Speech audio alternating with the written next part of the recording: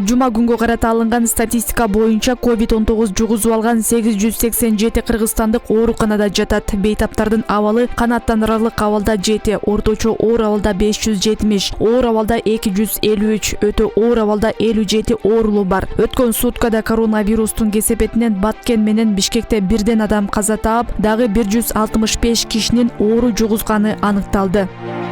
Жаңы жуктургандар Бишкек шаарында 77, Ысык Көл облусунда 24, Чүйдө 21, Жалал Абадта 17, Ош облусунда 16, Нарын облусунда 5, Таласта 3, Баткен облусунда 2 адам жуктурган. Пандемия башталгандан бери республика боюнча коронавирус жуктургандардын саны 81991 жетти. Оорудан айыгып кеткендер 77547 адам. Каза болгондордун саны 1365 жетти.